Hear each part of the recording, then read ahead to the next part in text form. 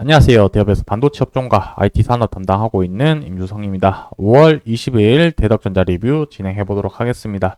지난주에 이제 대덕전자의 24년도 1분기 실적이 발표가 되었는데 다소 좀 실망스러운 실적이 좀 나오게 되었습니다. 이 부분에 대한 가장 큰 이유는 PCB에 대한 전방 산업이 그렇게 현재는 좋지 못하기 때문이라고 좀 생각이 들고 있는데, 자, 그렇다면은 이미 이제 지나간 과거에 대한 실적은 나온 부분인 거고, 앞으로의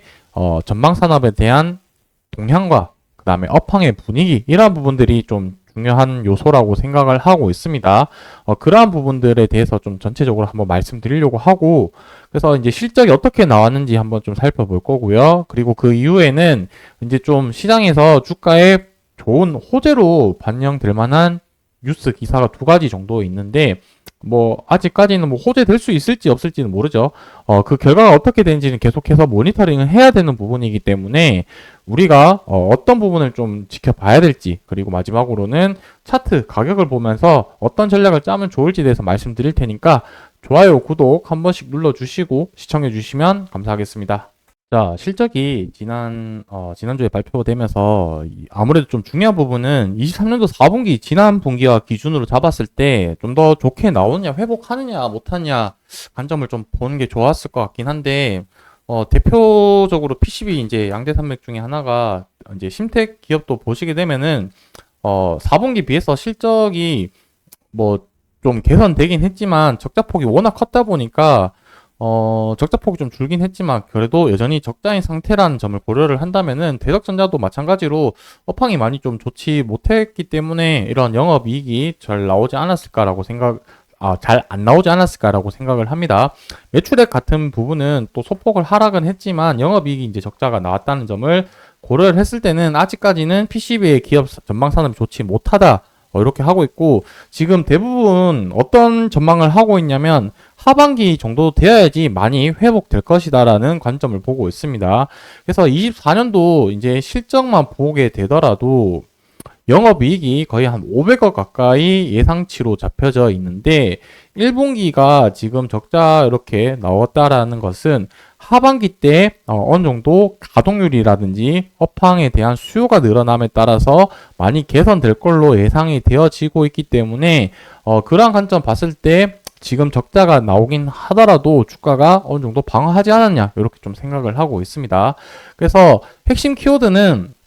아무래도 2분기까지 실적이 좀 좋지 못할 수도 있는데 하반기까지 좀 봐야 된다. 그래서 가동률이라든지 수주 공시라든지 이런 부분들을 좀 모니터링 하는 게 중요할 것 같고, 관련된 내용 있으면 영상에서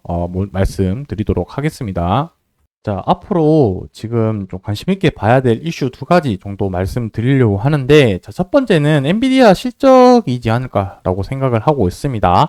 22일 날 이제 엔비디아의 실적이 발표가 되는데, 이 엔비디아 실적 발표에 따라서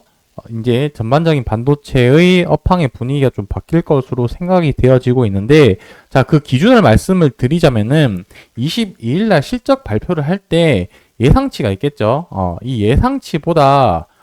훨씬 높게 나오는지, 아니면 이 예상치 포함해서 실적이 비슷하게 나오거나 하락치가 나올지, 이 기준 두 가지로 나뉠 것 같은데, 지금 예상치 자체가 이전보다 높은 수준으로 좀 잡혀 있는 상태인데, 그걸 뛰어넘는 어닝 서프라이즈가 나오게 된다라면은 AI 시장이 아직 성장성이 더 많이 남아있다라고 판단을 해서 이 AI에 대한 수급이나 그 다음에 시장의 흐름들이 아직까지 좀 더 AI 방향으로 갈 가능성이 높고, 반대적인 방향으로 이제 간다면 실적이 좀 좋지 못하게 나왔을 때는 이 AI에 대한 기대감이 좀 꺾일 가능성이 좀 수급이 떨어지겠죠. 그리고 추가적으로 해서 반도체 시장이 조금 흔들거릴 수 있는 그런 계기가 될 수 있을 거라고 생각이 들기 때문에 22일 날 실적 발표 부분이 좀 중요하고, 거기에 따라서 뭐 미국 필라델피아 반도체 지수라든지 뭐 AMD 다른 기업들의 주가 동향을 보면서 이제 한국 증시도 좀 그때 같이 봐야 되지 않을까라고 생각을 하고 있습니다. 이 부분에 대해서는 뭐 이제 실적 발표를 하고 주가 움직임에 따라서 관련된 내용 또 추가적으로 말씀드려 보도록 하겠습니다. 그리고 이 부분은 지난주에 발표된 내용인데,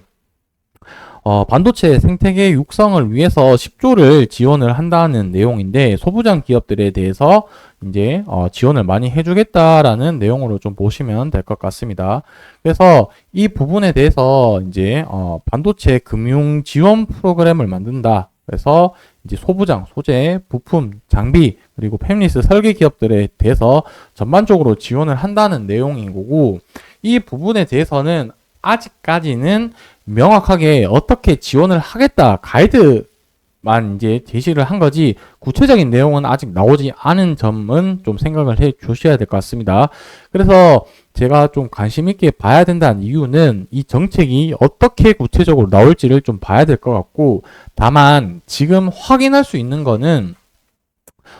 두 가지 정도인 것 같습니다. 현금으로 직접적으로 지원을 하지 않는다라는 점에서 봤을 때는 이제 저금리로 대출을 지원을 해 준다라든지 아니면은 세제 공제, 세액 공제를 통해서 세금을 좀 감면해주는 그런 방향으로 10조를 지원을 해줄 가능성이 높기 때문에 이 부분은 이제 지원 정책이 들어갔을 때 전반적인 업황에 대한 전방 산업의 투자가 좀 더 활발히 되었을 때 이 산업 자체가 좋아질 수 있는 가능성을 고려를 한다고 하면은 이 정책이 실행을 됐을 때 또 시장 분위기도 지켜봐야 될 포인트라고 생각을 하고 있습니다. 이제 마지막으로 주가 가격을 보고 좀 마무리를 할 텐데, 이전에 뭐 이제 대덕전자가 유리기판과 관련해서 좀 이슈를 받고 난 뒤에 현재 또 거래량이 좀 없는 상태이고, 다만 이제 바닥 구간은 좀 잘 지지를 해주고 있는 상태라고 보시면 될 것 같습니다. 그래서 이전 저점보다는 조금 높게 형성되면서 여기서 이제 하나, 둘, 셋, 세 번 정도 바닥을 이뤘고, 요 앞전 바닥보다는 이제 더 낮아지지 않으면서 그 위쪽에 저점을 형성을 했기 때문에 지금 바닥을 잘 지지를 해주고 있다라고 보면 좋을 텐데, 다만 지금 고점이 계속해서 좀 낮아지고 있는 흐름으로 봤을 때는 추세를 이렇게 한번 좀 이렇게 쭉 보면은 이제 삼각 수렴을 하고 있는 구간으로 돌입을 하고 있기 때문에 조만간 주가 방향성이 위쪽으로든 아래쪽으로든 방향성을 결정할 수 있을 위치에 와 있다라는 점을 고려를 한다면 지금 전략을 이제 좀 짜야 되는 시기가 지금 정도이지 않을까라고 생각을 합니다. 그래서 나는 업황이나 주가가 좀 더 올라갈 수 있는 가능성이 있다라고 한다면 지금 조금 매력적인 구간일 수도 있고요. 반대적으로 한 번 더 리스크를 관리를 한다고 하면은 하락했을 때 나는 이 구간이나 이 구간까지 내려왔을 때 한 번 더 그때 기회를 노려보겠다, 이렇게 관점으로도 접근을 할 수 있으니까 상승 하락에 관한 전략을 짜고 그 방향성에 대해서 결과가 일어났을 때 어떻게 행동할 건지는 각자의 뭐 비중이라든지 현금 보유 양에 따라서 달라질 수 있기 때문에 그 부분은 참조해 주시면 좋을 것 같습니다. 그래서 앞으로 뭐 엔비디아 실적 발표하고 그리고 전반적인 뭐 정부 지원이라든지 이러한 부분에 따라서 주가 방향성을 또 움직일 수 있기 때문에 어떻게 움직이는지 그리고 왜 그렇게 움직였는지 관련된 내용들을 계속해서 말씀드릴 테니까 좋아요, 구독 눌러주시고 영상 지속적으로 시청해 주시면 감사하겠습니다. 오늘 영상은 여기서 마무리하도록 하겠습니다.